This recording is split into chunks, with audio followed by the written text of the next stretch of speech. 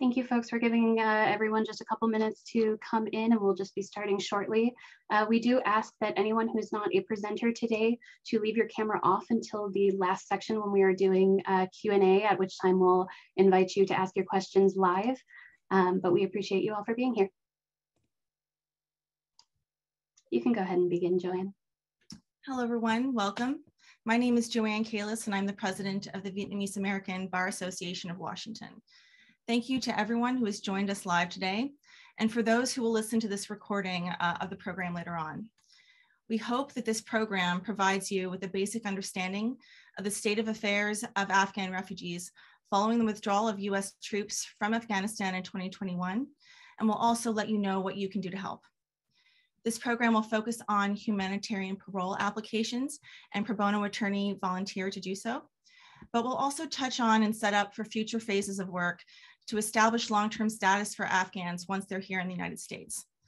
And we're going to touch on today the work of the Vietnamese American community. The Vietnamese American community stands in solidarity with the Afghan community due to our shared experience in immigrating to the US following war and unrest. Before we start our program, I'd really like to thank all of our sponsors, the Washington Immigrant Defense Network, the Council on American Islamic Relations of Washington, the Muslim Association of Puget Sound, American Muslim Empowerment Network, Viets for Afghans, the South Asian Bar Association of Washington, and VABAW, including our board members and our broader membership that has supported this effort. I'd also like to point out that VABAW intends to hold additional trainings later on in the year and to co-sponsor with others that are participating today. And so if you'd like to share the word about these trainings and invite others to participate, please feel free to reach out to us on VABAW's website. In particular, I'd like to call attention to the great efforts of Viets for Afghans, a grassroots organization of Vietnamese Americans in Seattle, Washington, now joined by other Americans, who have been working tirelessly on these issues and have garnered national attention for their efforts. In addition to visiting their website, I encourage you to volunteer your time and resources to assist with their wonderful work.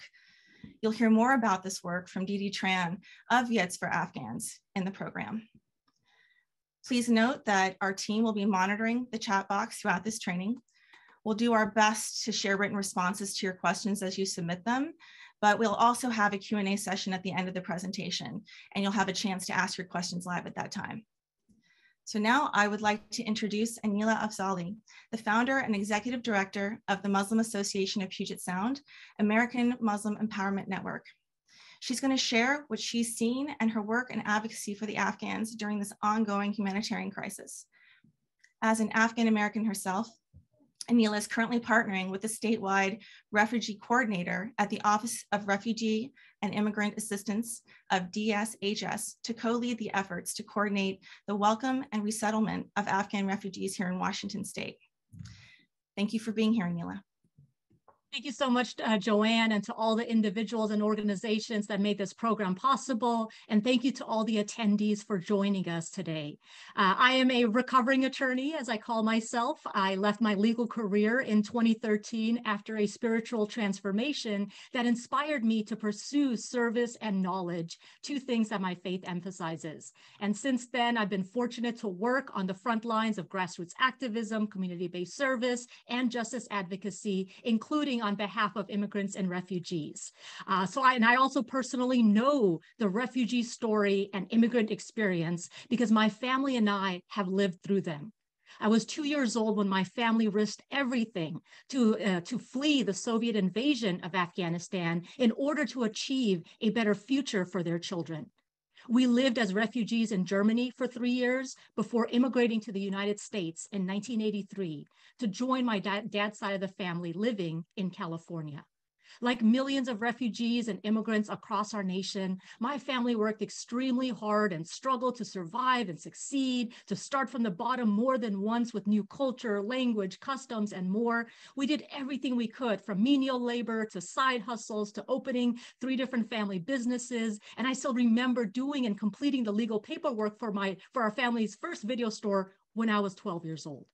The hard work of my parents and older siblings paved the way for me to be the first in my family to attend and graduate from college, but fortunately not the last. And I was extremely blessed to continue on to Harvard Law School for my JD. So I personally know the critical role that education, employment opportunities, legal help, and integration support play in allowing incoming families to be set up for success. And while my own family fled Afghanistan over 4 decades ago, we still have members of my mom's side of the family living in Kabul. So the past 5 months have been extremely difficult and devastating on a personal level as well, full of trauma, turmoil, and tragedy based on what's unfolded in Afghanistan, especially with the chaotic and unprepared withdrawal of the US from Afghanistan.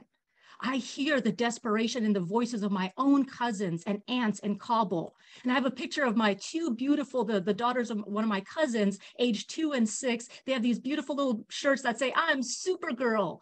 And I'm sure they are. But with our countries, the way that we evacuated from Afghanistan, the way that we fled, we really sort of betrayed the people of Afghanistan and added moral injury to specifically a military failure over the course of the 20 years. And as a superpower, we left these supergirls and 38 million others directly in harm's way. And it has been an emotional roller coaster for so many of us trying to save them.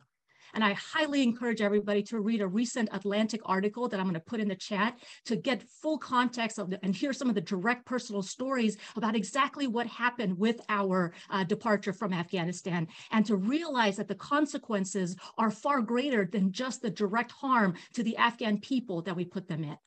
Afghans who risked their lives and their families' lives, safety and well-being, and who were made certain promises by our country, and those promises were broken. There was a special immigrant visa program that was specifically created for Afghans, but administrative delays, bureaucracy, along with the intentional efforts by people like Stephen Miller, the anti-Muslim, anti-immigrant senior advisor to Trump, made that program deeply problematic and not effective in addressing the needs of all the Afghans that we made promises to. There was also with the fleeing of Kabul, at the U.S. Embassy, the closing of the U.S. Embassy, paperwork, passports of Afghans, approvals, other things were destroyed and burned, and so many were left behind. And one of the few options for Afghans right now, especially given the urgent crisis, is humanitarian parole. But they need to get out of Afghanistan for that. And they have so many other issues with the humanitarian parole program that I hope you'll get to hear about today. But so many local Afghan-American families here in Washington state, across the nation, including even recent arrivals to our state, have family left directly in harm's way, as the Taliban have engaged in revenge killings against people who worked with or supported the US and allied missions in Afghanistan. This is why there's been this significant effort by Afghans, by soldiers, by veterans, and others to try to evacuate, try to save the lives of some of these Afghans. These have been private efforts, and they have faced roadblock after roadblock. The number of forms and lists and databases that have been created, the confusion, the uncertainty, nobody has answers at times, it seems. And then also rumors and death threats and actual killings that are happening, all as the clock was winding down. This whole past 5 plus months has just been a nightmare. One of the worst times of my own life. Being in phone calls with people in Afghanistan in the evenings while working during the day to help arriving Afghan families. And I myself, I've submitted humanitarian parole applications for my own extended family members. One of our families made it out to a third country. Others are still in Kabul, and it is a long process. The new standard that USCIS seems to have started using would essentially deprive most Afghans of this only lifeline that is left for them. There's also a huge, significant financial cost of $575 per person for the 13 family members I applied for. You have to apply individually. I paid about $7,500 for that. You also need to find a financial sponsor, and you need legal help. I'm an attorney, so I was able to do my own family's paperwork, but so many others cannot. And there's so many details that a program like this will hopefully help all of you as attorneys to understand and hopefully be a part of. But attorneys really have stepped up to play a critical role under the Trump administration when they were trampling on constitutional or other moral rights. And we need the same now, even under a Biden administration, especially because the need is so huge, and it is just cruel and inhumane what we have been doing to the Afghan people and continue to do, even including charging them individually $575 per person, which could be a person's annual salary, to even have the shot at having their life be considered to be saved. So this is all happening, even as we have about 2,200 Afghan refugees arrive to Washington state. And these 2,200 are the fortunate few that we've seen in our state. The least we can do is welcome them and help them build their new lives here. And that's what I've been able to do. We're partnering directly with the state of Washington. And in the chat, I'll put some specific ways that you can help beyond legal services. But I will say, even as media attention has largely turned away from Afghanistan, the crisis and what's continuing to happen there, the need remains huge with legal services and with more. So I'm very grateful to all of you for stepping up and wanting to help and wanting to be part of a movement to fulfill at least a tiny portion of our promise to the Afghan people. And that is what actually sustains me. That is what has given me energy and hope and has been life-sustaining in the past time of just this past 5 months of just trauma and turmoil. So thank you to all of you and for the bipartisan support that we have seen for helping Afghans, especially given the specific promises that we made to the people of Afghanistan. So again, thank you. And for now, I'd like to pass it to my dear friend, Tamina Watson of Watson Immigration Law and Washington Immigrant Defense Network. Thank you so much, Aneelah. You are an inspiration and your leadership is so appreciated. Welcome, everyone. Thank you so much for being here. I am Tamina Watson. I am an immigration attorney in Seattle, Washington. Over the last 5 years, I'd say at this point, during the previous administration, you all know that immigration rights were something that needed to be addressed. And during that time, Washington Immigrant Defense Network was established. It took about 18 months for the program to get off the ground, but it really got off the ground when parents and children were separated. That was June 2018, and since that time, we have trained a lot of lawyers around the country on immigration issues only. In Washington state, we have also taken cases, and we have represented people in immigration court. As the Afghan situation had unfolded, all of that experience from the past 4 years really came in handy, because within 2 weeks of Afghanistan falling, Wyden had partnered with CAIR Washington and some national organizations. And we have trained over 1,000 lawyers and counting. I believe that our resources have been shared numerous times. And to be honest, we don't have a full number. So we are very grateful that you are all here today, because as Aneelah mentioned, even though the media visibility has gone away, this particular need has increased. It has not decreased. And without more lawyers, the programs will not be able to sustain themselves. I want to take a moment to actually tell you what Brianna has done, because she will probably not have the time as she will be training you all. But as this program or this situation came along, we needed to figure out how to have a sustainable model where pro bono attorneys could give the time while having expert supervision. So Brianna and CAIR Washington, together with a technology company called Lightning Law, have teamed together to bring a novel legal clinic. This legal clinic does not exist anywhere in the country, this particular model.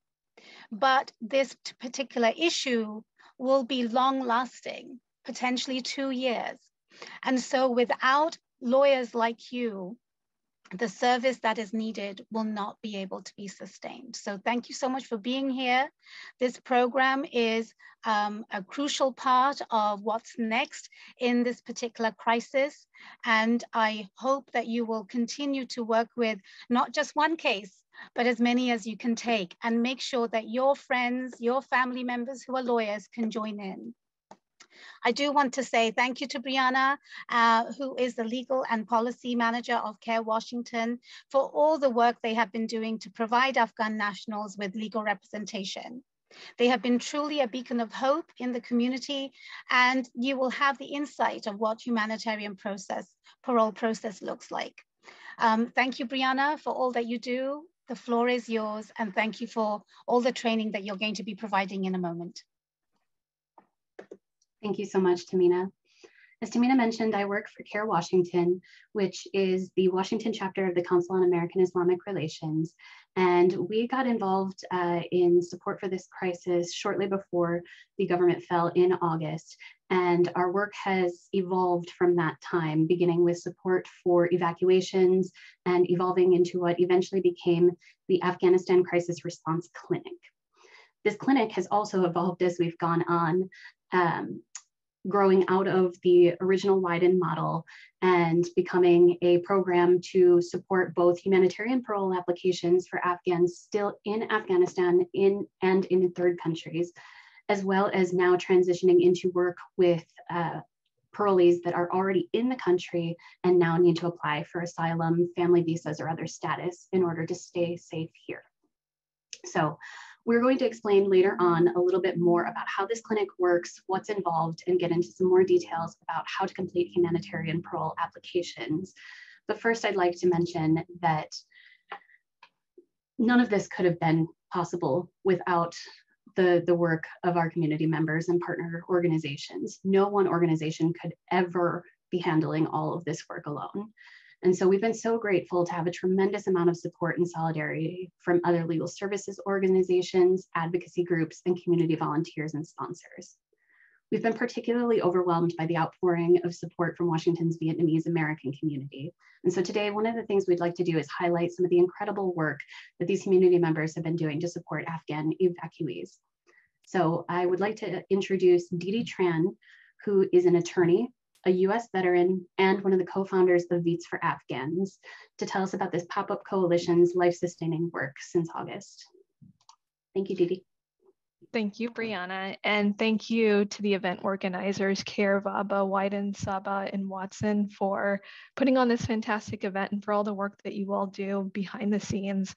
And we're very excited to be able to talk about some of the work that the Vietnamese community has been doing. But first off, Happy Lunar New Year to everybody on the call who celebrates Lunar New Year.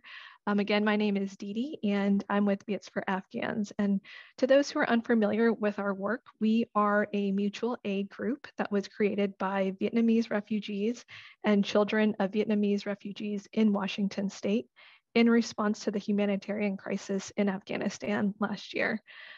We were moved by our shared refugee and immigrant experiences. And so our mission for Viets for Afghans is to mobilize the Vietnamese community to support our Afghan partners. As you can see here, these are photos of a little bit of the work that we've done. The photos that you see are us welcoming some of our Afghan families with signs, both in different languages, welcoming them. Next slide, please. So what do we do exactly? We've done a number of different projects. I'd like to highlight just 3 of them. Our first one, and really what I believe is one of our more successful ones, is our sponsor circle. Sponsor circles are ways to provide private sponsorship for Afghans that are currently at US military bases. And we form these sponsor circles to support an Afghan family. So far, we have formed 7 sponsor circles, and that is totaling around 7 families, totaling around 47 people. So we have those people here in Washington State now who we are actively helping to support. We actually have 2 more families coming this week, with one family coming at around 2 p.m. today at the Seattle airport.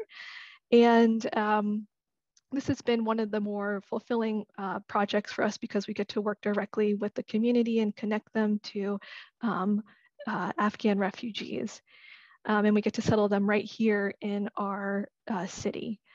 The second project that we work on is humanitarian parole and providing supplemental support to existing efforts that are going on currently, like what you see with CAIR Washington.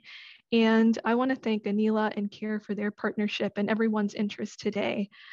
in helping with humanitarian parole applications. And the third effort that we do is advocacy, as it was referenced earlier.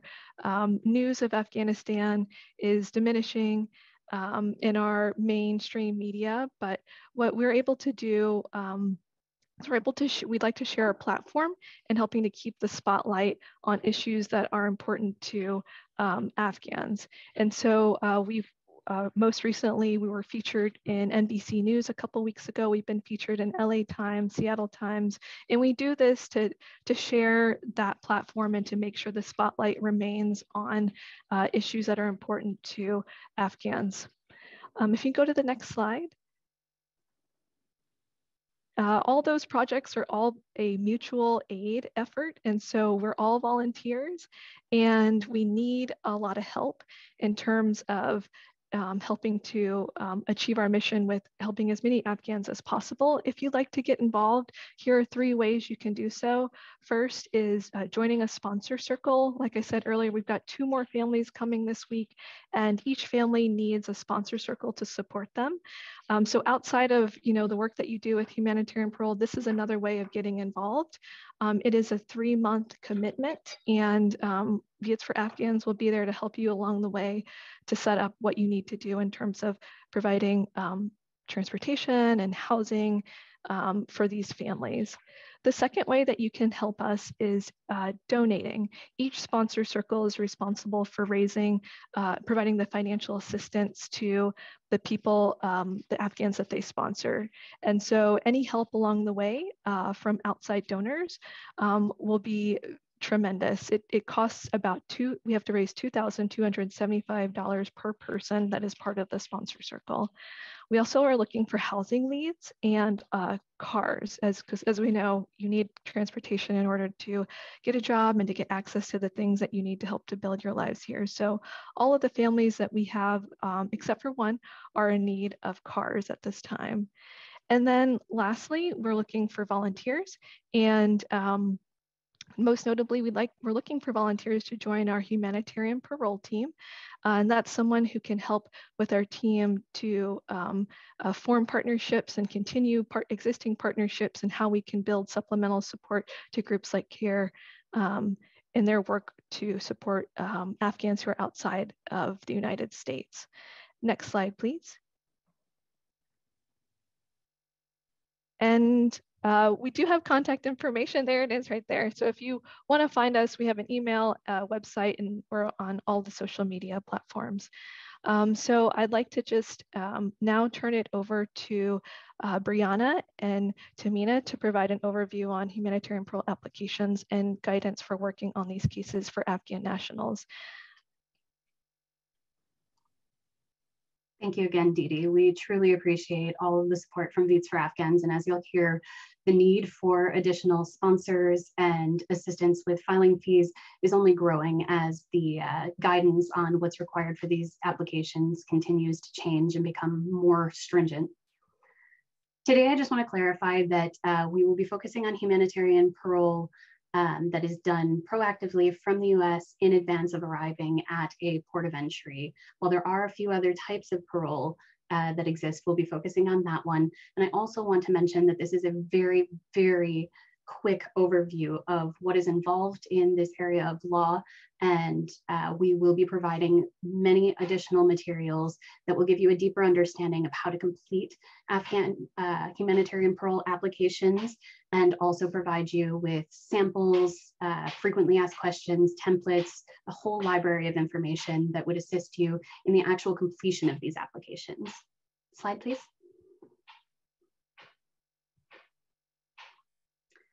So what is humanitarian parole? This is a discretionary authority under the USCIS, which is a division of the Department of Homeland Security that also involves the discretion of Customs and Border Patrol. The biggest things to know about humanitarian parole is that it does not convey a status. This is a temporary permission to enter the United States, and it is only allowed in cases of urgent humanitarian need or significant public benefit. The direction that we're mainly pushing for in Afghan cases is urgent humanitarian need. Slide, please. As far as who can apply for humanitarian parole, really any person in the US can apply on behalf of a person outside of the United States who does meet those requirements of having an urgent need to enter the country.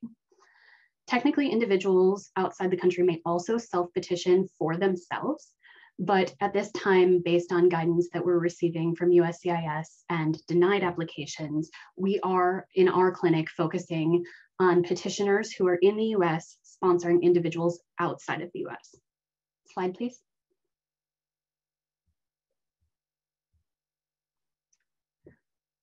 What's required for a successful application is very, very frequently changing since August. We have regulations, we have standards that are in place, but this mechanism was never intended to be used for widespread application.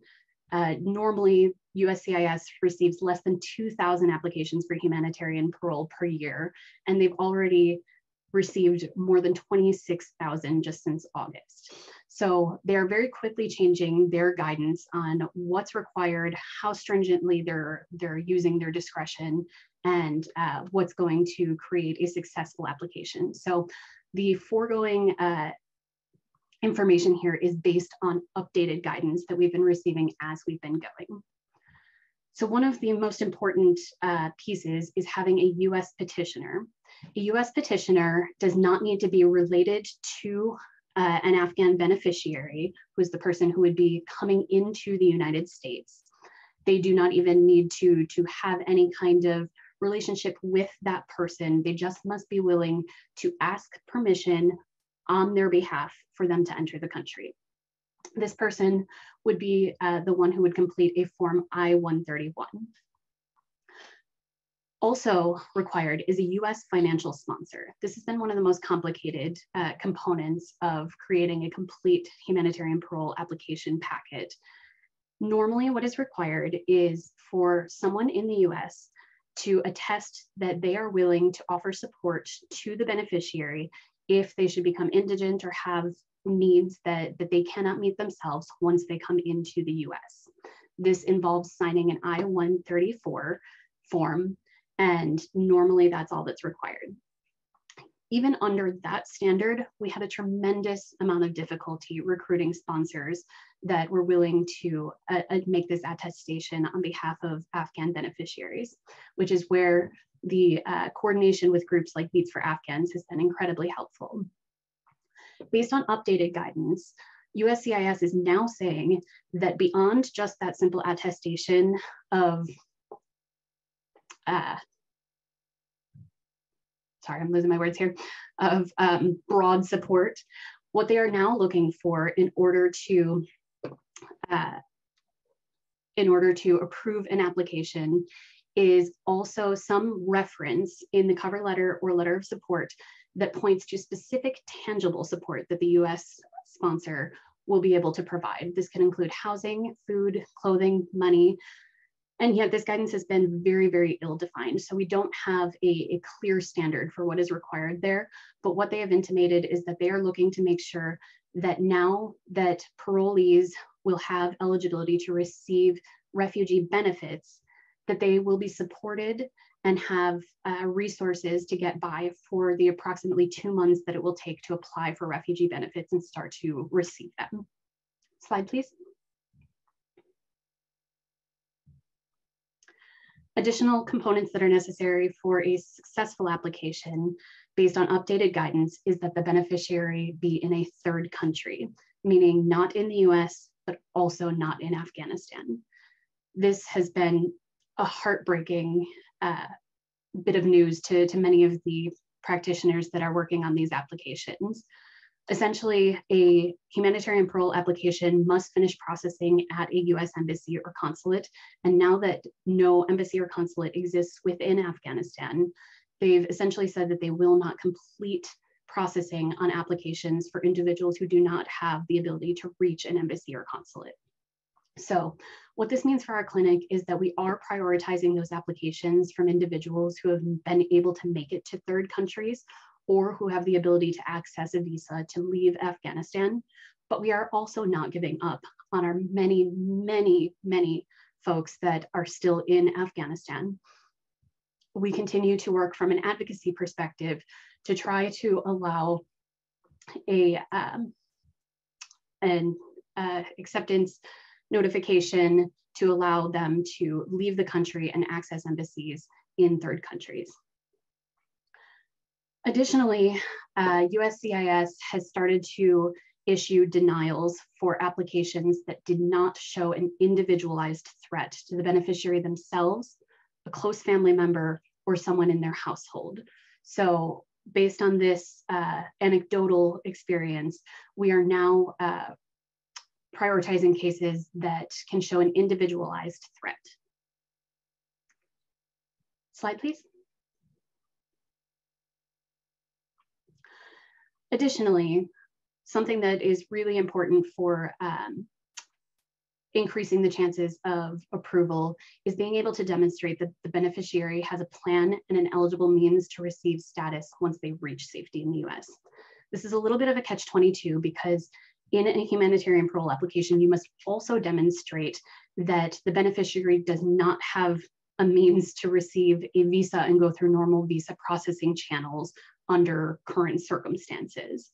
So it's a little bit difficult, but we're relying on the urgent need and the long processing times of visas to make this argument, but also want to show that individuals have either eligible family relationships that would allow them to get a family-sponsored visa, or that they have a work history that would allow them to apply for SIV or continue an existing SIV application here in the US, or that their circumstances would qualify them for asylum. Slide, please. One of the things that's a bit confusing about humanitarian parole comes down to the different people involved. In a normal situation, you might think of the person that you are helping receive the benefit as your client. In this situation, it is actually the petitioner who is the client of record.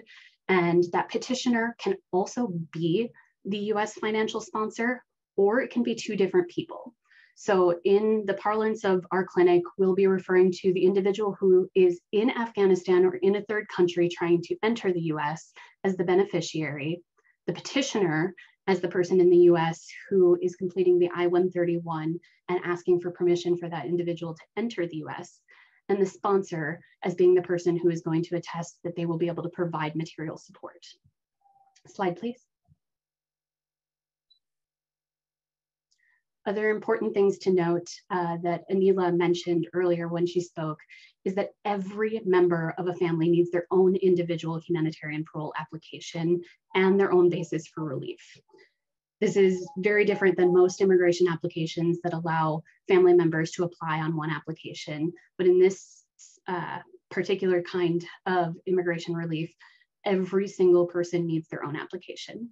One of the things that is fortunate is that in nuclear families, many of the components of an application can be recycled for many members of that family. Additionally, every individual application requires a $575 USCIS filing fee, unless the petitioner qualifies for a fee waiver. Earlier on in this process, we had been guiding folks working on these applications to not apply for fee waivers, as we believed that it would significantly delay adjudication on their applications.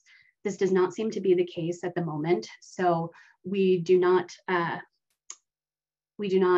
advocate against filing fee waivers, but as it is the petitioner that this fee waiver is based on, if your petitioner is also your financial sponsor, we would advocate against filing a fee waiver for that petitioner, as it may undermine their attestation that they'll be able to provide support. Slide, please. So what would it mean to be an attorney volunteer with our clinic? Slide, please. This clinic is unique in the sense that it revolves around multiple levels of providers of various experiences. So it is our CAIR Washington staff that gathers the requests for assistance, does the intake process, and provides initial screening to determine where the inquirer falls within our triaging matrix based on the requirements for the application. Then qualifying individuals move on to be assigned to a pro bono non-immigration attorney, which we believe that many of you probably will be if you choose to work with us.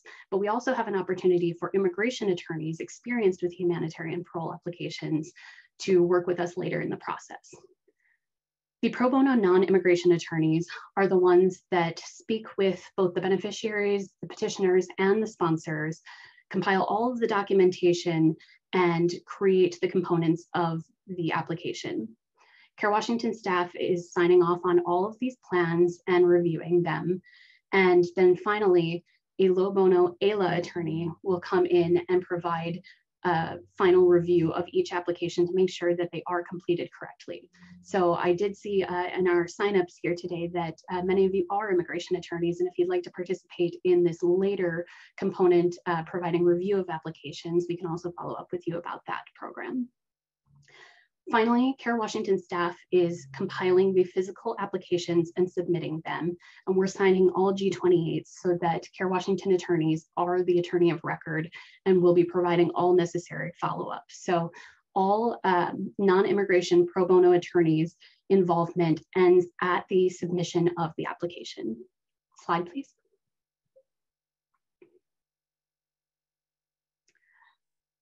Our operation is currently being done over a Trello case management system where we have access to a full clinic library of resources that includes FAQs, samples, annotated templates, and every possible resource that you could imagine for every single step of this application process. Slide, please. Once an attorney selects a case bundle, which we are defining as all members of an immediate family who might be able to recycle the same components for each of their individual applications. So once these attorneys are assigned to a case bundle, they have checklists and places to keep all of their records and communicate with CAIR Washington's clinic staff, as well as the trained immigration attorneys who will be overseeing their applications. Slide, please.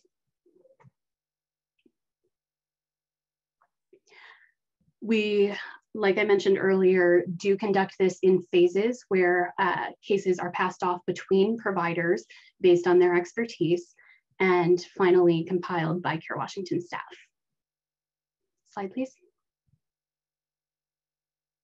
Also, I just want to note that I'm positive that you can't see the details of those slides that I just mentioned, but all of that information and very distinct instructions will be provided to anyone who signs up to volunteer in our operations guide.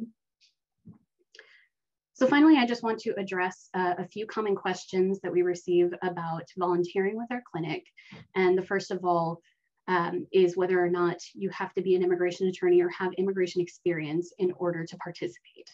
The answer to that is an emphatic no. We understand completely that many of you have never worked on immigration cases, and many even immigration attorneys have never worked on humanitarian parole cases. This is a very niche area of immigration law, and yet there is such a huge need that it's important that we all come together and support each other to finish as many of these applications as possible. So we are fully aware that many of you will not have extensive experience doing this and that we will need to support you along the way. Like I mentioned, we have this comprehensive library of checklists, templates, annotated samples, everything that you could possibly need. And then there is also the ability to check in with attorneys as you go, ask questions, and receive assistance.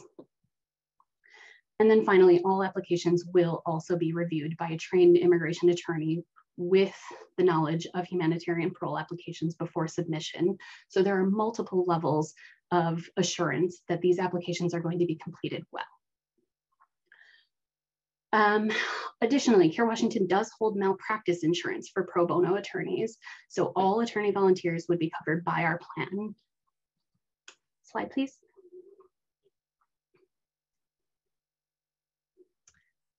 Another important expectation is to understand how many applications you might be completing. This is going to be up to your discretion. Essentially, our team prioritizes the cases that come in based on our triaging matrix, which is informed by the guidance we're receiving from USCIS for successful applications. That said, we do mark each case bundle with the number of applications that it would involve. And of the applications that are ready to be assigned, attorneys have the ability to self-select which case bundle they'd like to take on based on how much capacity they have to do this work. So the eternal lawyer answer there is, it depends, but you have a lot of flexibility. And as far as what type of time commitment this would be, we imagine that even the smallest case bundles would take at least 10 hours to complete. Based on how many individual applications would be required by your case bundle, it will vary significantly. An additional thing I want to mention here as far as time commitment and expectations is that it also varies tremendously based on how much access you have to the beneficiaries in your case. In some situations, you have families that have close relations in the US, who speak strong English, who have reliable means of communication and have access to all the information you need, and you're able to work with them directly.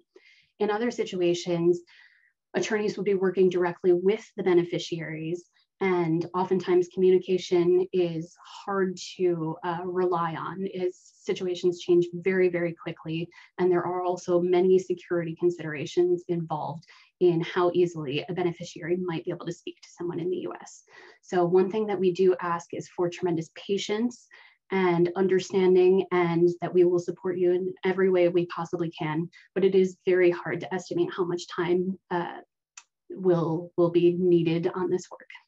Slide, please. And then I'd like to pass it back to Tamina, who is going to lead our Q&A.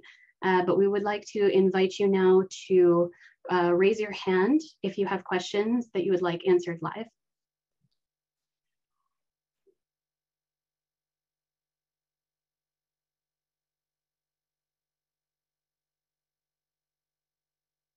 All right, well, we have some hands raised. Thank you so much, Brianna. That was very comprehensive. And I wish I could have people see what I've seen you do to create such an incredible program where any document that anybody will need will be available. So I just don't know how to express that gratitude to you. Let's have Mara Smith ask a question. Thank you so much. And why don't you unmute yourself?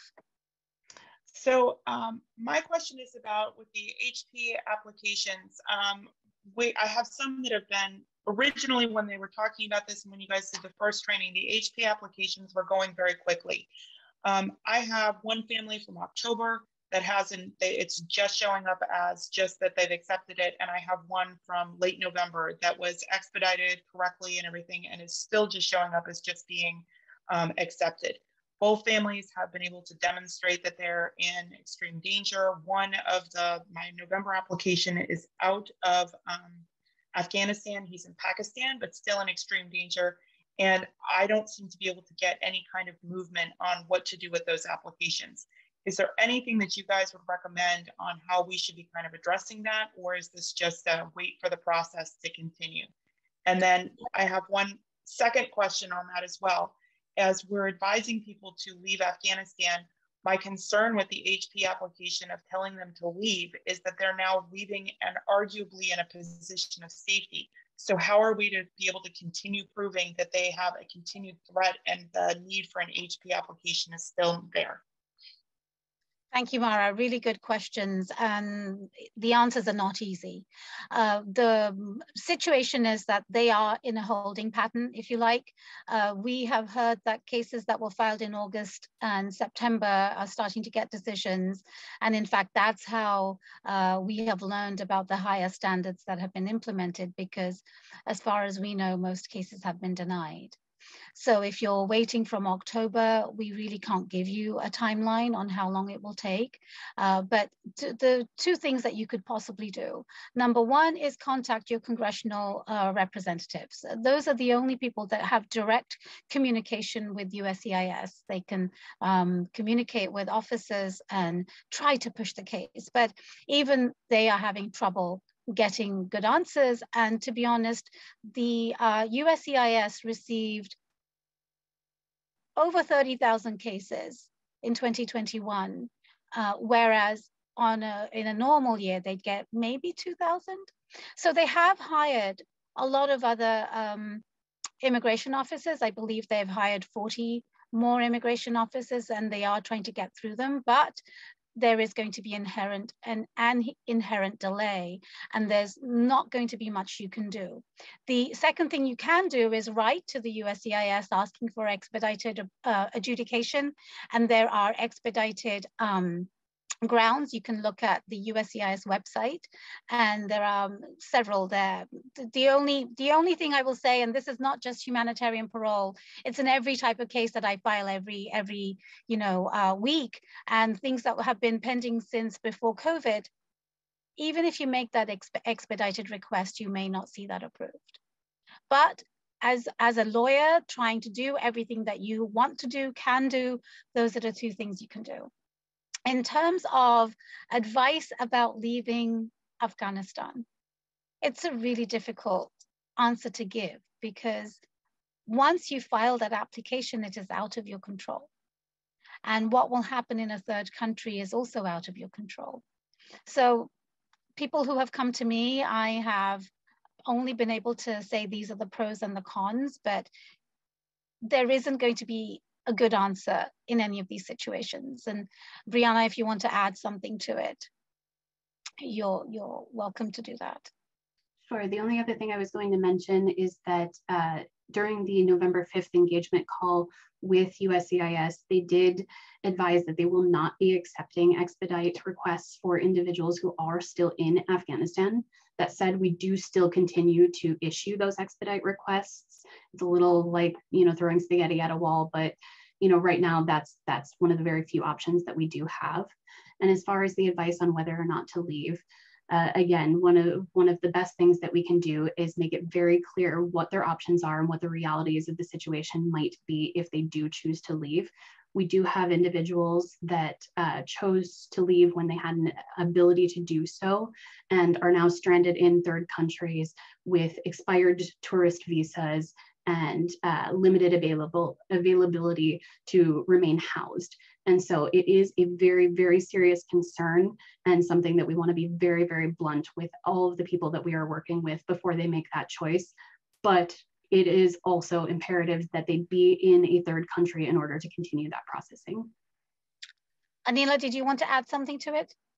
Yeah, I just wanted to specifically add that we've been very careful to not advise anybody, even my own family members, to leave without an onward path to another country where they can remain permanently. It is very dangerous. There can be issues with human trafficking, with needs, basic necessities, things like that in the third country. And as you recognize, Brianna, the expiration of documentation can be an issue and more. And there are different requirements for different countries. Like Pakistan won't even allow people, unless they have an onward travel, to come into the country. So there's a lot of complications. And also in terms of the timing, I would just add that I myself, like right now we are advocating at a national level to hopefully get this new standard that USCIS seems to be applying to Afghan HP applications to try to get that addressed. And until that's addressed, I personally, I'm sharing my own personal situation, I'm not pushing for an expedited application right now, despite the danger, because I don't want that to be denied under the current standards. So that's something else to consider. Again, it's horrible that we have to make these choices and do this balancing act, but ultimately that's the place we're in. So all we can do is really lay out the pros and cons and help individuals make the decision for themselves and their families. Any other questions? Feel free to unmute yourself. I can't see any hands raised at the moment.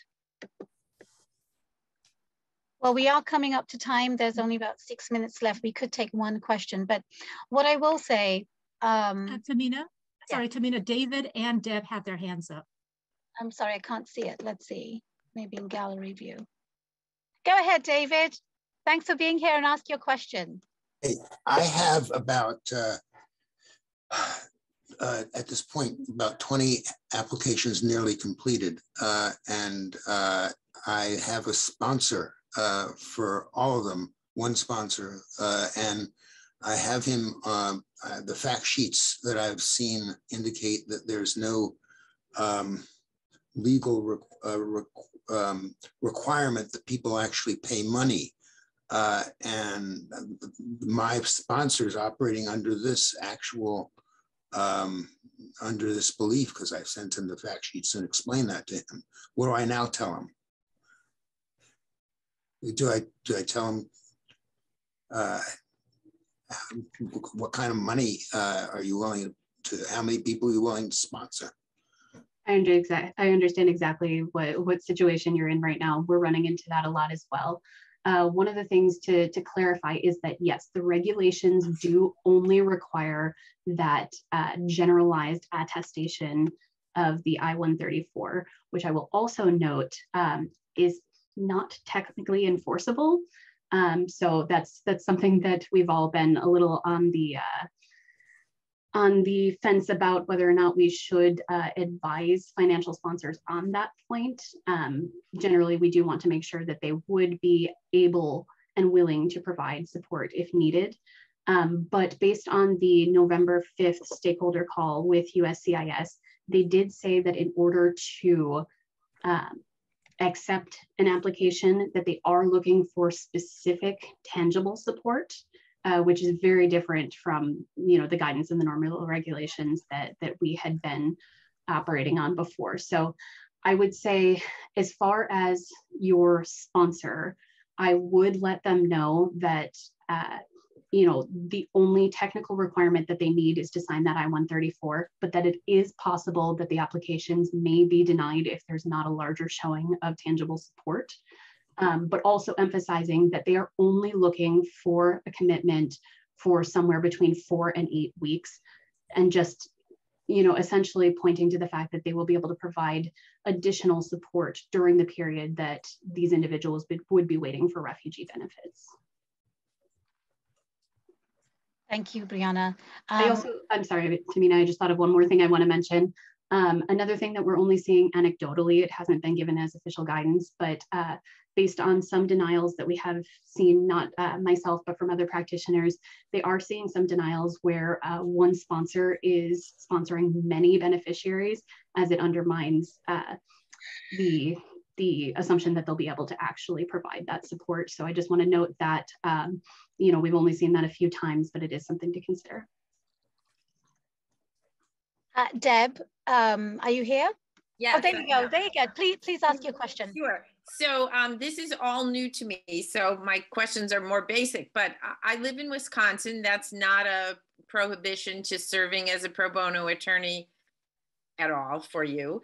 And then the other thing is, do we identify the petitioners and beneficiaries? Not beneficiaries, the petitioners and the sponsors, do you give us names that we contact? How does that work? So based on the work with our clinic, first of all, no, you do not need to be in the state of Washington. We have volunteer attorneys working nationwide, and because all the work of this clinic is done remotely, you set expectations with the people that you're working with as to how best to contact them. And that is information that we take in during the intake and can provide you, from the very outset as to what their preferred means of communication are. Mm-hmm. And as far as identifying petitioners and sponsors, that is also something that we ask for in our intake materials. So some folks, I should also take a moment back, some of the intakes are coming in from potential petitioners or sponsors. In many cases, it's family members here who are filling out this intake on behalf of family members in Afghanistan or third countries. So in some cases, they've already identified themselves as willing to sponsor or be a petitioner. In other cases, we do ask if they have US contacts that might be willing to do that for them. And we also identify whether or not they've had that conversation with them and have already received a commitment to fulfill that role. In some situations, we do have potential beneficiaries that contact us and fill out that information, and they say, no, I don't know a soul in the US, I don't have any contacts. And in that case, those are folks that we are trying to pair with volunteer petitioners and volunteer sponsors. So for the moment, situations like that would be a bit held up, and so we're not prioritizing them for assignment to attorneys, but we do have processes in place for that as well. Okay, thanks. And then next, Robert, you had something to say. There you go. I just wondered if anybody had, now this predates a lot of this, but when this first started happening last summer, we offered some advice because we were doing everything we could to get people safely out. We didn't really care how. We had people who ended up in the United Kingdom that were otherwise going to come here, and they're perfectly happy with that because we got them out, and they were literally in danger. So we did tell people, and I wonder if anybody else did this, we told people that if they could get out and get to an international airport in another country, like if they could get to Pakistan and get to the airport, which is a little weird, they should try to go to a visa-free country, and we gave them preferences, even though it could be a roundabout trip, because we had people with the resources, but they didn't have anything else other than a government ID card. And so we had people who got out to the airport, got tickets, and through roundabout ways, we told them to come to this hemisphere. There's 7 countries in the world where they don't require a visa or passport. Here we told them that Dominica or St. Vincent and the Grenadines, because among other things, dollar is currency and English is a language there. And from there, we look for connections to hop, skip, jump them into the US.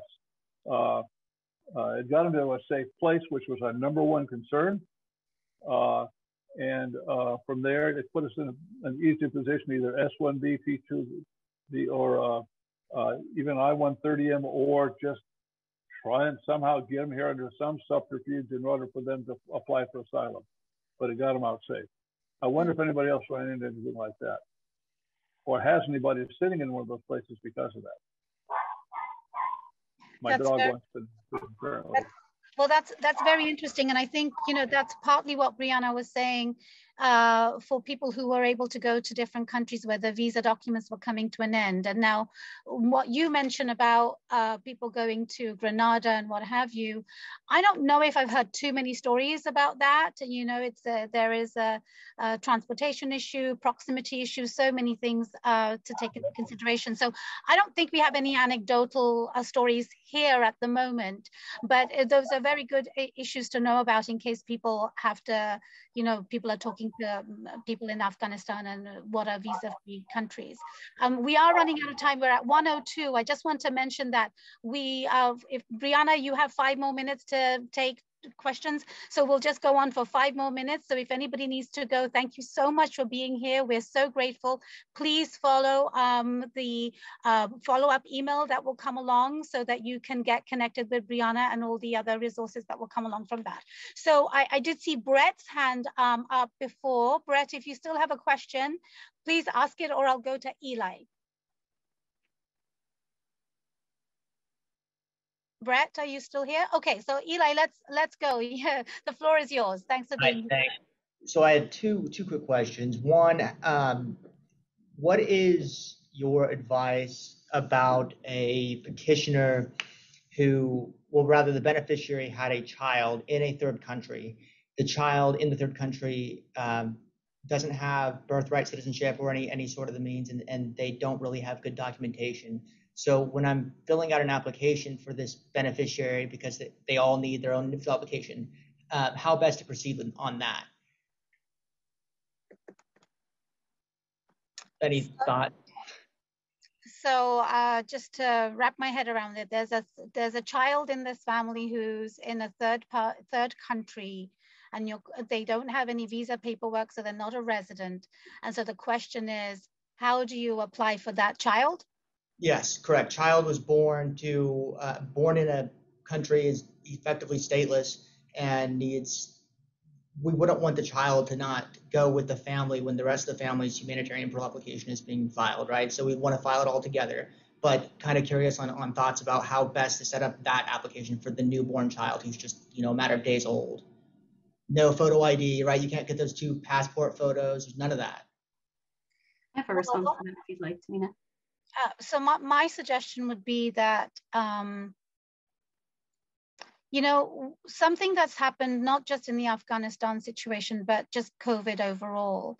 We've had to lawyer our way through a lot of nuanced, unprecedented situations. And in this case, if it were my case, I'd file it, because what other choice do you have? And then when it gets to the point of having a DS 260 or 160 and going to the embassy, you'd have to lawyer your way through it, because there's no precedent for any of the things that we're discussing today. Okay, I figured as much. And then one follow-up question there. Oh, go ahead, sorry. I was just also going to point out that it is actually very common for folks to be applying for individuals who did not take any kind of paperwork with them when they left. So they do not have access to any of their documents. And so one of the things that is being advised is that you can still go forward with the applications, but you do need to include a specific attestation that explains why that paperwork is not available, and just essentially claiming the identity. But passports and documentation, while very helpful for getting an application approved, are not absolutely required. Okay. And similar to that on attestation side, I went through various training material and it was kind of unclear, or at least contradictory in some cases, about what requires a wet signature. Are there certain things that in times of COVID that still actually require a wet signature, or is a /S petitioner name or something okay? It's a very good question, because generally speaking, immigration has always been about wet signatures. What is a saving grace, so to speak, is during COVID, the one time ever, USCIS has allowed copy signatures. So not the S with the name, you have to actually sign the document, then scan it and send it. So that has been acceptable. And that's what we've been using.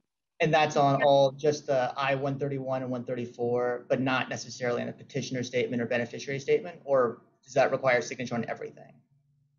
Well, I have personally been using copy signatures because it's been difficult. But Brianna, do you have any other information to share with that? We've been doing the same thing. Okay. And then we are running out of time. Tim, if your question is, hopefully the answer will be, none of the answers are going to be quick. But Tim, go ahead, ask your question, because you've raised your hand for a while. Yeah, just real quick, thank you. I'm just trying to sum up to make sure I understand it. So if we have somebody who is relocated from Afghanistan into a third country, were you able to identify the time frame that they should expect action on their application, their humanitarian petition, and the percentage of likelihood of success? I know it's going to be factually dependent, but can you give us any idea of what that looks like?